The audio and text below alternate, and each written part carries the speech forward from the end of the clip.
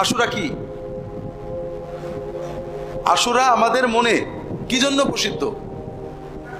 কারবালার ঘটনা। তার মানে মুহররম মানে আশুরা, আশুরা মানে কারবালা, আর মুহররম মানে কারবালা। কিন্তু কারবালার ঘটনা ঘটেছে কত হিজরিতে? 61 হিজরিতে, অর্থাৎ রাসূলুল্লাহ সাল্লাল্লাহু আলাইহি ওয়াসাল্লামের ওফাতের 50 বছর, অর্ধ শতাব্দী পরে, 50 বছর পরে।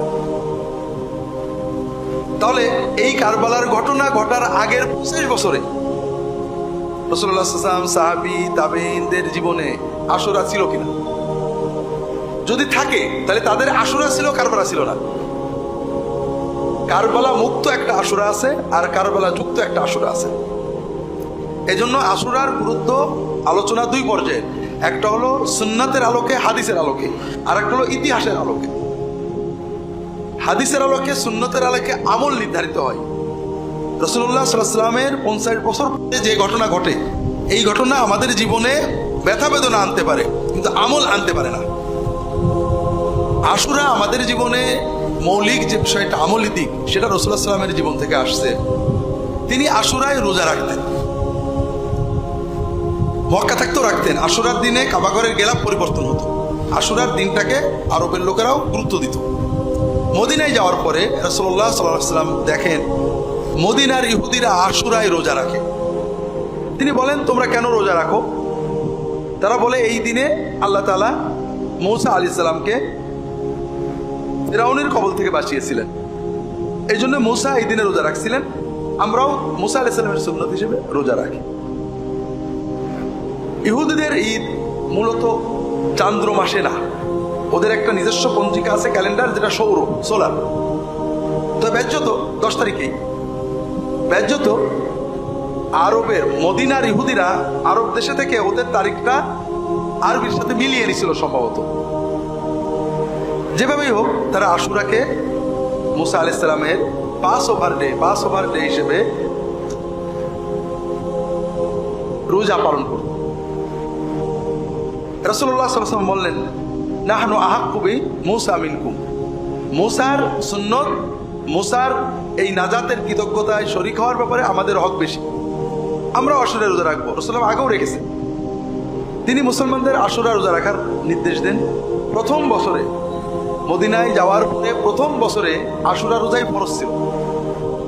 দ্বিতীয় হিজরিতে আল্লাহ তাআলা রমাদানের রোজা ফরজ করে আয়াত নাজিল করেন। তখন রাসূলুল্লাহ সাল্লাল্লাহু আলাইহি ওয়াসাল্লাম বললেন, আশুরা রোজা তোমাদের ঐচ্ছিক, নফল। যদি কেউ আশুরা রোজা রাখে ভালো, না রাখলে গুনাহ নেই, তবে এর সওয়াব অনেক।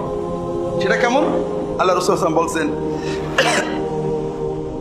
সাওমু ইয়াউমে আশুরা ইউকাফিরু সানাতা আল্লাতী ক্বাবলা। আশুরা রোজা রাখলে পূর্বের 1 বছরের গুনাহ, ভুল ভ্রান্তি আল্লাহ তাআলা ক্ষমা করে দেন। তিনি আশুরায় রোজা রাখতেন, একদিনই রাখতেন। কয়েক বছর পরে সাহাবীরা বলেন যে আশুরাতে তো ইহুদিরা একটা রাখে, আমরাও একটা রাখলাম, তাহলে ইহুদিদের মতো হয়ে গেল। তখন রাসূলুল্লাহ সাল্লাল্লাহু আলাইহি ওয়াসাল্লাম বললেন, লা ইনশতুল কাবিলা, আমি যদি আগামী বছর বেঁচে থাকি তাহলে এই আশুরার সাথে আগে একদিন অথবা পরে একদিন, 2 দিন রাখবো, একদিন না। আমরা অনেক সময় মনে করি একদিন রোজা রাখা ঠিক না। একদিন রোজা রাখাতে দোষ নেই, শুধু আশুরার রোজা একদিন রাখা উচিত না। এই জন্য আশুরার যে সুন্নত আমল, সেটা হলো আশুরা উপলক্ষে 9 জিলহজ এবং 9 মুহররম এবং 10ই মুহররম, অথবা 10, 11, 9, 10ই বেশি আসছে হাদিসে, রোজা রাখা, নফল রোজা রাখা, এটা আমরা পালন করার চেষ্টা করব। আল্লাহ তাআলা তৌফিক দান করুন, আমিন। মুহররমে আশুরায় রোজা ছাড়া আর কোনো আমল সুন্নতে নেই। আমাদের সমাজে মুহররম উপলক্ষে এবং আশুরা উপলক্ষে নফল নামাজ, বিভিন্ন আমল যা আছে সবগুলোই বানোয়াট বা খুবই দুর্বল, ভিত্তিহীন।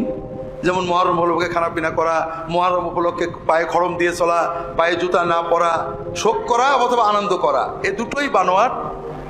এর কোনোটাই ইসলামে বা সুন্নতে, রাসূলুল্লাহ সাল্লাল্লাহু আলাইহি ওয়াসাল্লামের কর্মে কোনো ভিত্তি নেই। শুধু একটাই আমল সুন্নত দ্বারা প্রমাণিত, সেটা হলো আশুরা রোজা।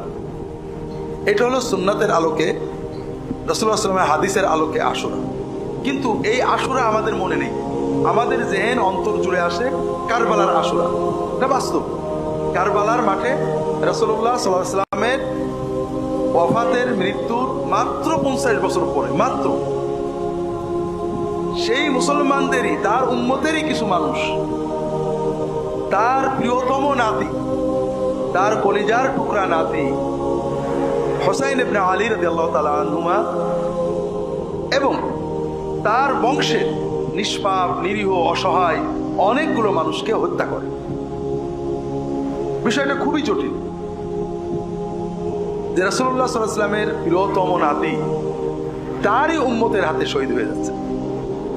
এটা কষ্টের ব্যাপার, বেদনার ব্যাপার, এবং এই হত্যাকাণ্ডের ভিতরে দিয়ে উম্মতের ভিতরে চিরস্থায়ী বিভক্তি, মারামারি, ফিতনা সৃষ্টি হয়েছে। যদিও কবির কবিতায় বলে ইসলাম জিন্দা হতা হ্যায় কি জানো, হর কারবালা কে বাদ মে, কারবালার পরে ইসলাম জিন্দা হয়। তবে আমার জানার মধ্যে কারবালার পরে ইসলাম জিন্দা হয়নি। কারবালার পরে ইসলাম জিন্দা হয়নি। কারবালার ঘটনা বেদনা, ব্যথা, কষ্ট, দুঃখ, বিভক্তি দিয়েছে।